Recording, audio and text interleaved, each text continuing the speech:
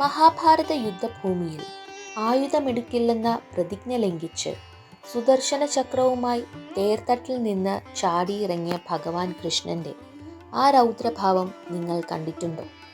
പമ്പാ നദിയുടെ തീരത്ത് ആ വിശ്വരൂപ സങ്കല്പത്തിൽ കുടികൊള്ളുന്ന ഒരു പുണ്യഭൂമിയുണ്ട്.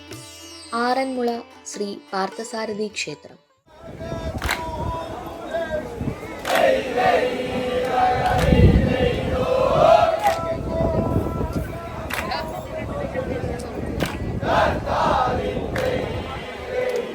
ഭഗവാൻ പാർത്ഥസാരഥിയുടെ ദാസനായ മങ്ങാട്ട് ഭട്ടതിരി എന്ന ഭക്തനുമായി ബന്ധപ്പെട്ടാണ് ഈ ആചാരം ഉണ്ടായത്.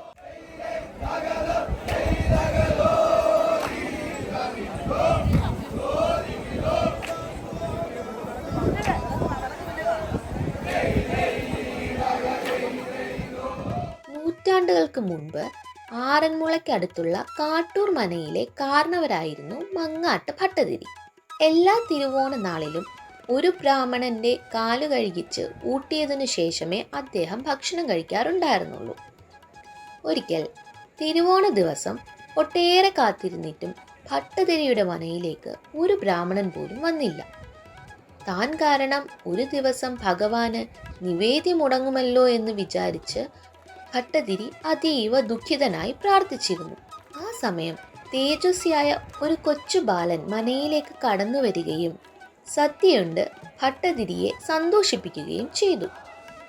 യാത്രയാകുന്നതിന് മുൻപ് ആ ബാലൻ ഭട്ടതിരിയോട് പറഞ്ഞു, ഇനി മുതൽ എല്ലാ തിരുവോണത്തിനും എനിക്ക് ഭക്ഷണം തരാൻ ഞാൻ പറയുന്ന സ്ഥലത്തേക്ക് സദ്യയ്ക്കുള്ള വിഭവങ്ങൾ എത്തിച്ചാൽ മതി.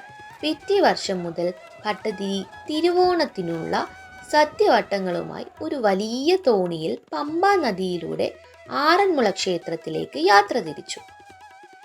ഈ തോണിയാണ് തിരുവോണത്തോണി എന്നറിയപ്പെടുന്നത്. എന്നാൽ കാട്ടൂരിൽ നിന്നും ആറന്മുളയിലേക്കുള്ള വഴിമധ്യേ അന്യനാട്ടുകാരനായ ചില ദാസന്മാരും കടൽക്കൊള്ളക്കാരും ഭട്ടതിരിയുടെ തിരുവോണത്തോണി ആക്രമിക്കാനും സദ്യവട്ടങ്ങൾ കൊള്ളയടിക്കാനും ശ്രമിച്ചു. ഇതറിഞ്ഞ ആറന്മുളയിലെയും പരിസര പ്രദേശങ്ങളുടെയും കരക്കാർ തങ്ങളുടെ നീളമേറിയ പള്ളിയോടങ്ങളിൽ, അതായത് ചുണ്ടൻ വള്ളങ്ങളിൽ എത്തി തിരുവോണത്തോണിക്ക് ചുറ്റും കാവലൊരുക്കി ഭദ്രമായി ഭഗവാന്റെ നടയിൽ എത്തിച്ചു.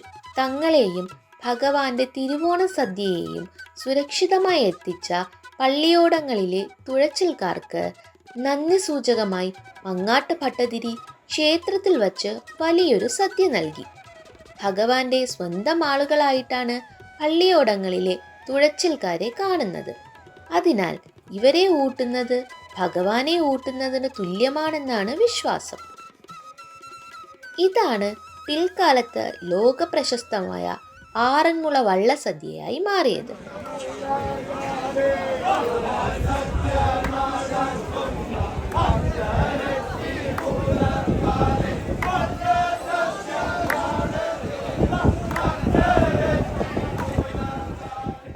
ഇന്നും ചിങ്ങമാസത്തിലെ പാർത്ഥസാരഥിയുടെ ജന്മനാളായ അഷ്ടമി രോഹിണി ദിവസവും അതിനു മുൻപുള്ള ദിവസങ്ങളിലും ഭക്തർ തങ്ങളുടെ വഴിപാടായി പള്ളിയോടങ്ങളിലെ തുഴച്ചിൽക്കാരെ വിളിച്ച് ഈ വള്ളസദ്യ നടത്തുന്നു. വഞ്ചിപ്പാട്ടിലൂടെ അവർ ആവശ്യപ്പെടുന്ന 64 കൂട്ടം വിഭവങ്ങൾ ഭക്തിയോടെ വിളമ്പുക എന്നതാണ് ഇതിൻ്റെ ചടങ്ങ്.